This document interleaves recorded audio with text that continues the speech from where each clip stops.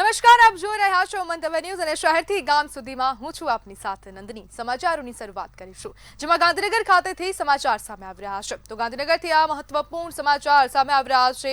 કમલમ ખાતે જે બેઠક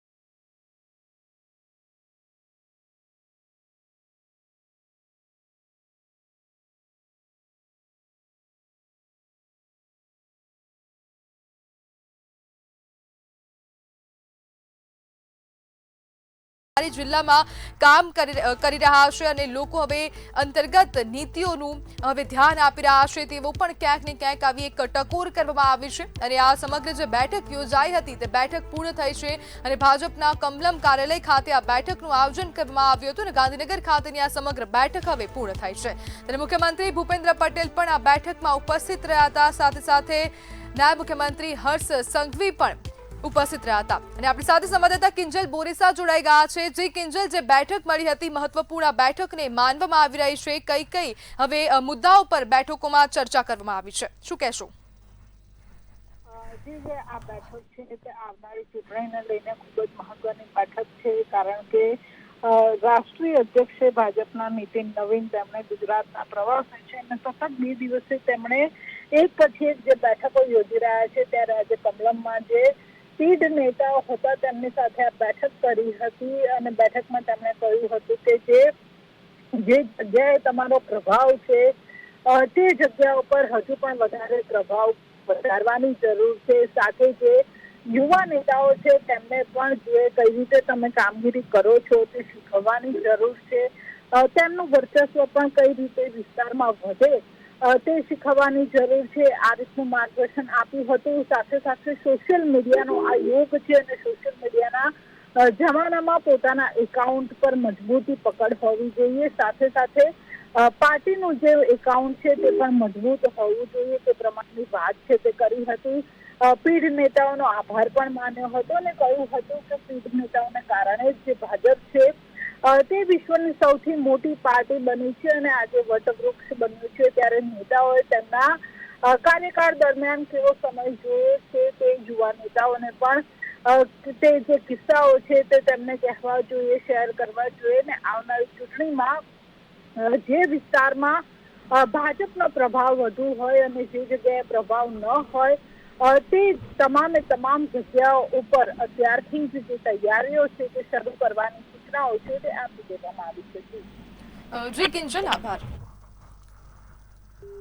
પ્રતિનિધિની પોતાના સમાજ પર પણ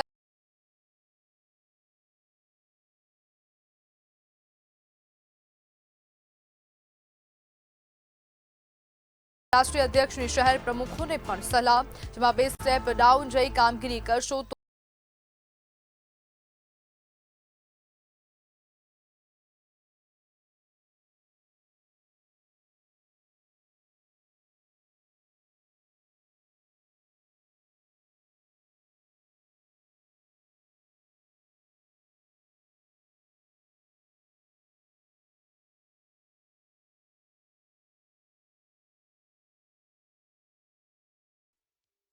ભારતની અંદર જ્યારથી એનડીએનું શાસન છે, દેશના યશસ્વી પ્રધાનમંત્રી માનનીય મોદી સાહેબ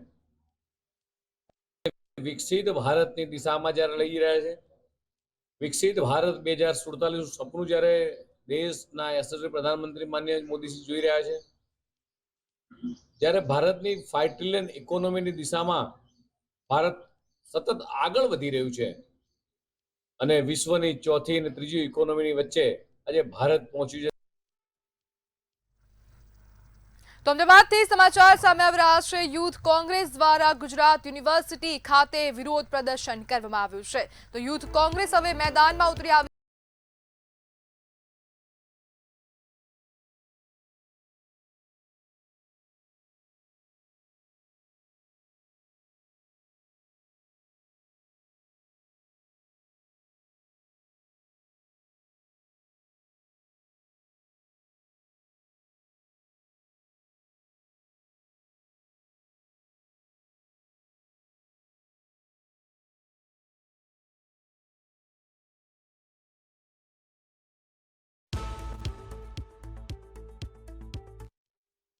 જ્યારે એપ્રિલ માસમાં જ્યારે વડાપ્રધાન મોદીનું નામ આવતું હોય ત્યારે સર્વજનક નથી લાગતું, અને જ્યારે અમારા યુથ કોંગ્રેસના મિત્રો જ્યારે દિલ્હીની આ ફેક એઆઈ સમિટ જે ખોટા ધાંગડો કર્યા છે, ચાઇનાની એઆઈ સમિટ, ચાઇનાની વસ્તુ બનાવીને આ એઆઈ સમિટ કરી છે ફેક ખોટા દિનાણો, અને એમાં શાંતિપૂર્વક વિરોધ યુથ કોંગ્રેસ દ્વારામાં કરવામાં આવ્યો.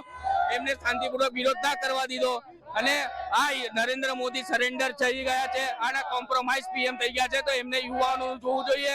આજે જે એઆઈ સમિટમાં અમારા યુથ કોંગ્રેસના કાર્યકર્તાઓ દ્વારા જે વિરોધ કર્યો હતો એની સમર્થનમાં ગુજરાત યુથ કોંગ્રેસ દ્વારા અમે આજે વિરોધ કરીએ છીએ કે એઆઈ સમિટમાં કહેવાથી જો તમારે દેશનું અપમાન થતું હોય તો અમારે કહેવા માંગુ છું કે જ્યારે યુવાનો બેરોજગાર છે, ખેડૂતોને નુકસાની થાય એવી તમે ટ્રેડ ડીલ સાઇન કરી છે, ટ્રમ્પના એવા તો કેવા તમે દબાણમાં છો, એપ્સ્ટીન ફાઇલમાં પીએમનું નામ આવે છે, ત્યારે યુથ કોંગ્રેસ દ્વારા અમારું આ આંદોલન છે.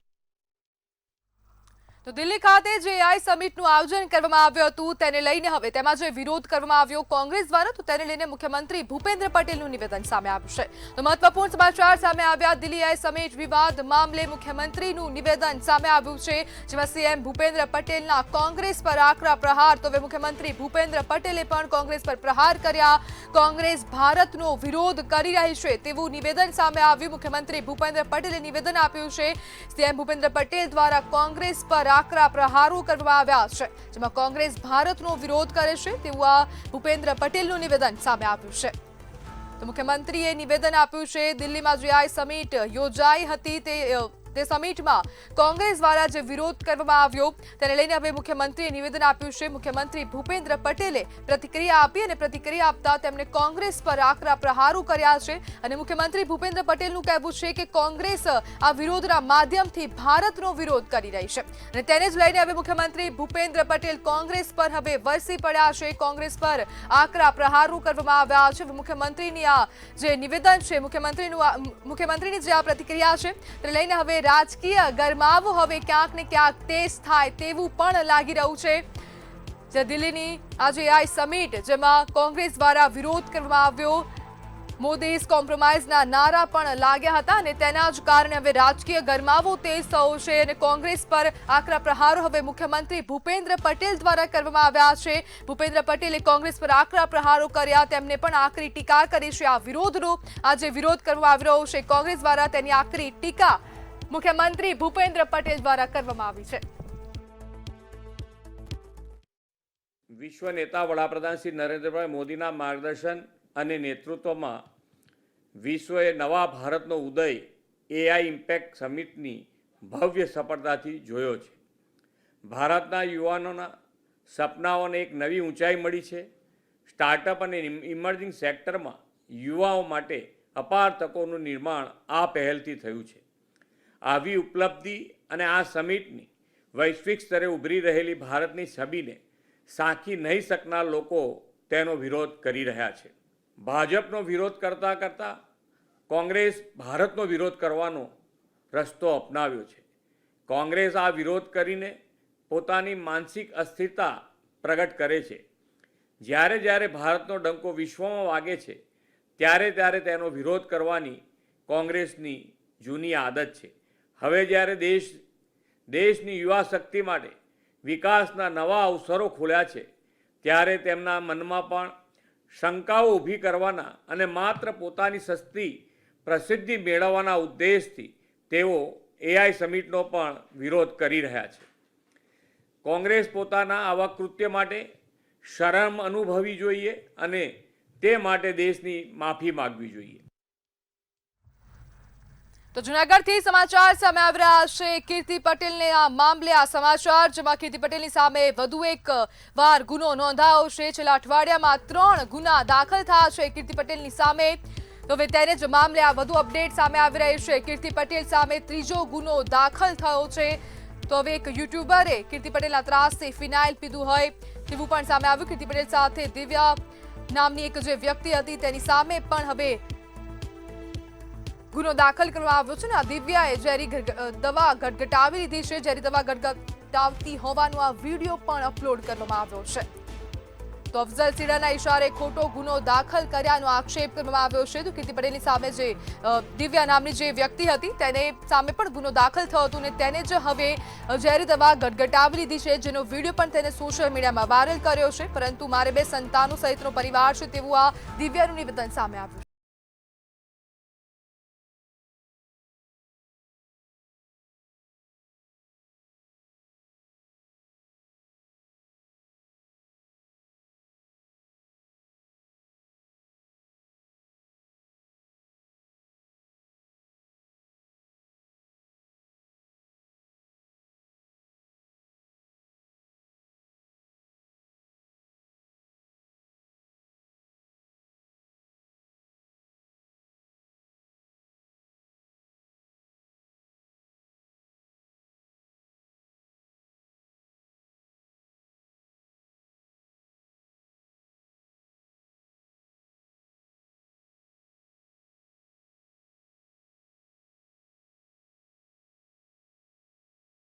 તુષાર ગેલાણીનો જે આપઘાતનો મામલો હતો તેની સામે આ પૂનમ ભદોરિયા નામની મહિલાની સામે ગુનો દાખલ કરવામાં આવ્યો છે. હવે વધુ તપાસ હાથ ધરવામાં આવશે અને અનેક ખુલાસા થાય તેવી પણ શક્યતા વ્યક્ત કરવામાં આવી છે.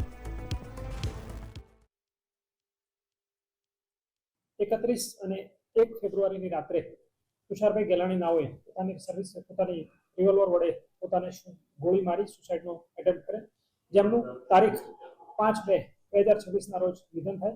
જે અનુસંધાને તેમના પરિવારમાંથી ગઈ તારીખ 12/2/2026 રોજ અરજી આપવામાં આવી. જે અરજીની તપાસ મારી પાસે આવેલી, એ અરજીની તપાસ અમે વિગતવાર કરેલી, જેમાં તેમના કુટુંબના સભ્યોના નિવેદન લેવામાં આવેલા, તેમની આજુબાજુના નિવેદન લેવામાં આવેલા. તો સુરેન્દ્રનગરથી સમાચાર સામે આવી રહ્યા છે. ભોજનમાંથી ગરુડી નીકળતા 3 કામદારોની તબિયત લથડી છે. સમાચાર સુરેન્દ્રનગરથી સામે આવ્યા. ભોજનમાંથી ગરુડી નીકળતા 3 કામદારોની તબિયત લથડી છે. ત્યારે નાવ્યાણી ગામે ખાનગી કંપનીની કેન્ટીનની આ સમગ્ર ઘટના, જેમાં કામદારો ભોજન કરતા હતા ત્યારે ભોજનમાંથી ગરુડી નીકળી છે. તેમને તાત્કાલિક હોસ્પિટલ ખાતે પણ ખસેડવામાં આવ્યા છે. જ્યારે ગરુડી નીકળતા કોન્ટ્રાક્ટરને જાણ કરતા ઉડાવ જવાબ આપ્યો હતો. તો 3 કામદારોની તબિયત લથડી ગઈ છે. કામદારોની માંગ કે કોન્ટ્રાક્ટર પર યોગ્ય પગલાં લેવામાં આવે. સુરેન્દ્રનગરની આ સમગ્ર ઘટના એક ખાનગી કંપનીના ભોજનમાંથી ગરુડી નીકળતા 3 કામદારોની તબિયત લથડી છે. નાવ્યાણી ગામની આ સમગ્ર ઘટના, ખાનગી કંપનીની આ સમગ્ર ઘટના છે. તેમાં 3 કામદારો જ્યારે ભોજન કરતા હતા તે સમયે ગરુડી નીકળી અને તેમની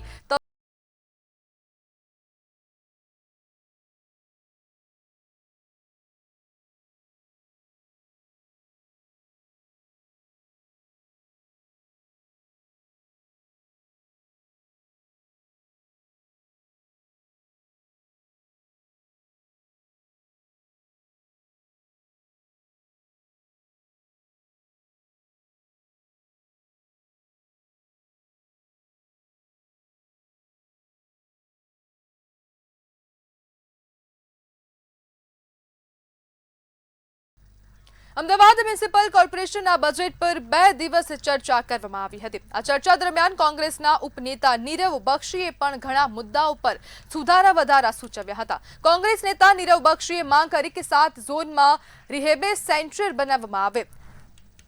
કોર્પોરેશન આ બજેટમાં રિહેબિટેશન સેન્ટર બનાવીને નશો કરતા લોકોને નશામુક્ત કરવામાં મદદરૂપ સાબિત થઈ શકે છે.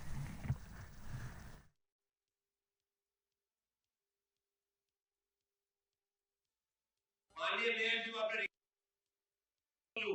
અમદાવાદ શહેરમાં દેશાની એક ઉદાહરણ છે બાબતનું કે નશાખોરીની જ્યારે ડ્રગ્સની રવાડે આજનું યુવાધન ચડી રહ્યું છે.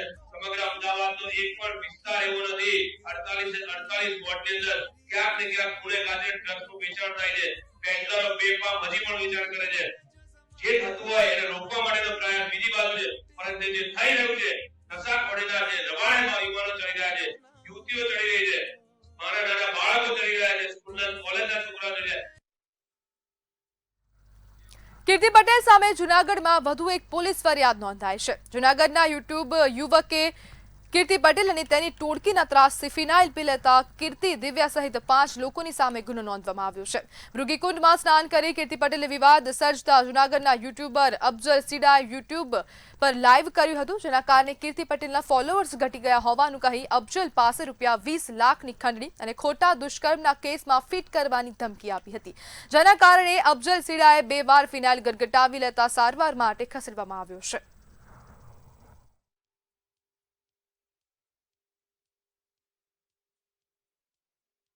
અલગ અલગ માણસોના મને ફોન આવે છે કે તું કીર્તિ પટેલના વિડીયો ડિલીટ કરી નાખજે, નકર તારા ફેમિલીમાંથી તને, તારા ભાઈને ને બધાને ઉપાડી નાખશું અને મારી નાખશું.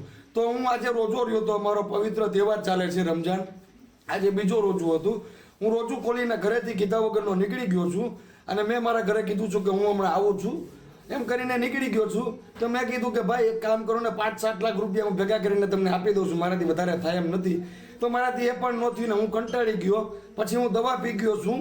તો મને કાંઈ થશે કે મને આગળ જતાં કાંઈ થશે, મારા ફેમિલીને થશે, એના જવાબદાર ટિકટોક સ્ટાર કીર્તિ પટેલ રણછોડભાઈ સુરતના અને દિવ્યા સાવલાણી જુનાગઢની જે વ્યાજવટાનો ધંધો કરે છે.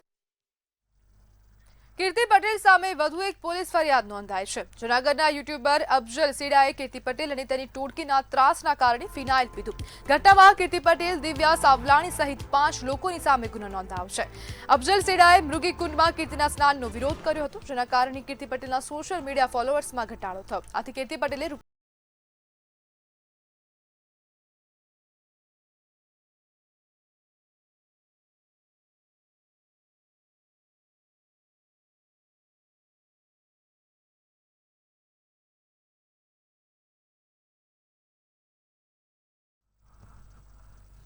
વડોદરાના અનગઢ પાસે ઇન્ડસ્ટ્રીયલ રેલવે ટ્રેક પરથી શંકાસ્પદ વસ્તુ મળી આવતા પોલીસ તંત્રમાં દોડધામ મચી ગઈ હતી. ટ્રેક પર વિસ્ફોટક જેવી વસ્તુ દેખાતા તાત્કાલિક ઉચ્ચ અધિકારીઓ અને એફએસએલની ટીમ ઘટના સ્થળે પહોંચી હતી. પ્રાથમિક તપાસમાં આ વસ્તુ ડિટોનેટર અથવા ફૂલઝડી હોવાનું સામે આવ્યું છે. જોકે કોઈ મોટી ચિંતાજનક વસ્તુ ન હોવાથી પોલીસે રાહતનો શ્વાસ લીધો, પરંતુ આ કોઈ ટીખડખોરનું કાવતરું હોવાની શંકા સાથે તપાસ તેજ કરી છે. વડોદરામાં રેલવે ટ્રેક પર શંકાસ્પદ વસ્તુ મળી આવી છે.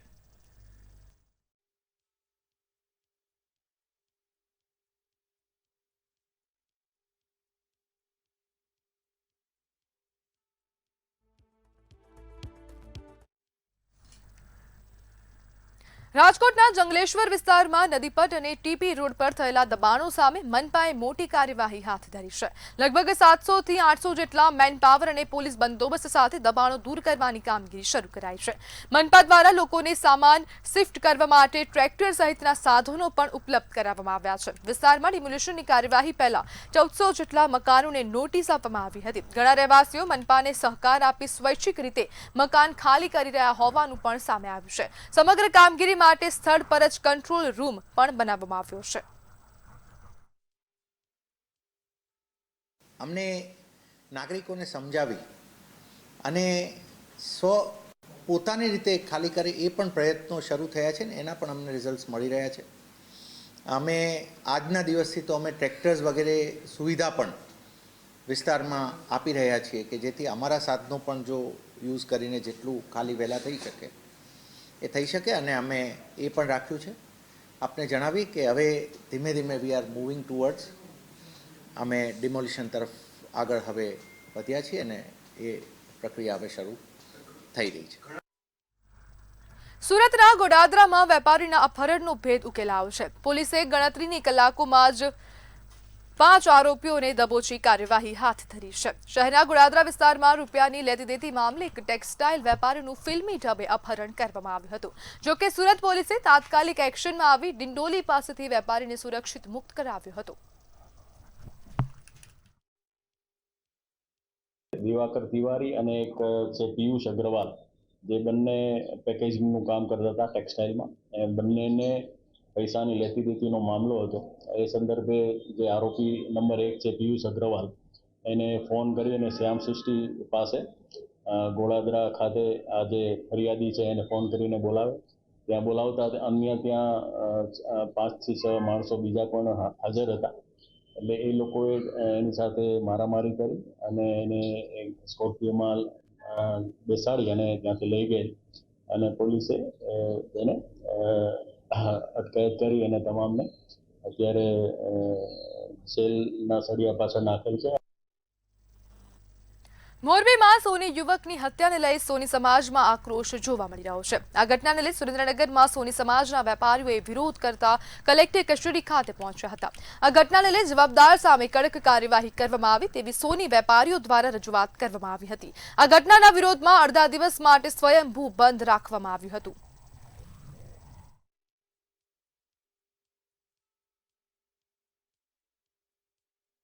સમગ્ર ઘટનાથી સમગ્ર સુરેન્દ્રનગર સોની સમાજ અને સમગ્ર ગુજરાતભરનો સોની સમાજમાં એક ઘેરા શોકની લાગણી પ્રસરી ગઈ છે. અને આ સ્થિતિ જોતા સરકારશ્રીને અમે નમ્ર વિનંતી કરીએ છીએ કે મોરબીની અંદર જે ઘટના થઈ એ માત્ર ખાલી સોની સમાજના વ્યક્તિ માટે નહીં, પણ એક વેપારી માટે માથે હુમલો થયાની એક આ ઘટના છે. એને કોઈ પણ જાતની શરમ રાખ્યા વગર, કોઈ પણ જાતના વિષયને ધ્યાનમાં રાખ્યા વગર આ 2 આરોપીઓ ઉપર કડકમાં કડક પગલાં લઈ અને એની ઉપર કાર્યવાહી થાય એવી સમગ્ર સોની સમાજની અને વેપારી આલમની અને સમસ્ત વણિક સમાજની માગણી અને લાગણી છે. આજે મોરબી ખાતે 19 તારીખે જે કરપીણ જતીનભાઈ સોનીની કરપીણ હત્યા થઈ એને અમારો સુરેન્દ્રનગર સોની સમાજ, નવનાથ વણિક સમાજ સર્વે વખોડીએ છીએ. અને આ બાબતનું લો એન્ડ ઓર્ડર રહે એના માટે અમે સરકારને જણાવવા માટે કલેક્ટર ઓફિસમાં આવેદનપત્ર આપ્યું છે. અને જતીનભાઈના કુટુંબને ન્યાય થાય અને કાયદો અને વ્યવસ્થા જળવાય એના માટે અમારી સર્વેને અપીલ છે. મહેસાણા મનપા દ્વારા બાકી વેરા મામલે કડક કાર્યવાહી હાથ ધરવામાં આવી છે. જે દુકાનોના વેરા બાકી છે એ દુકાનો સીલ કરવાની કાર્યવાહી હાથ ધરાઈ. 100 થી વધુ દુકાનોને સીલ કર્યા બાદ વધુ 10 દુકાનોને સીલ કરવામાં આવી. મિલકતો સીલ કરવાની કાર્યવાહીને પગલે 80% વેરો વસૂલાવશે. હવે વેરો ના ભરનાર મિલકત ધારકોના નળ કનેક્શન કાપવાનો નિર્ણય લેવામાં આવ્યો છે.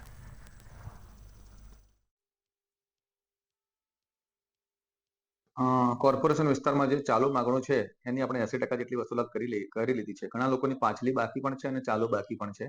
આપણે એ લોકોના લિસ્ટ આઈડેન્ટિફાઈ કરી દીધા છે. આપણે અમને નોટિસ આપી છે. ચોક્કસ સમય મર્યાદામાં એ લોકો નહીં ભરે તો આપણે એમની દુકાનો સીલ પણ કરી દઈશું. એમના પાણીના અને ગટરના નળના પાણી અને નળના બંનેના કનેક્શનો આપણે એમને કાપી દઈશું. સર, કેટલી રકમ હતી અને અત્યારે હાલ કેટલી વસૂલ કરવામાં આવી? ચાલુ માગણું હતું આપણું એ 22 કરોડ જેટલું હતું.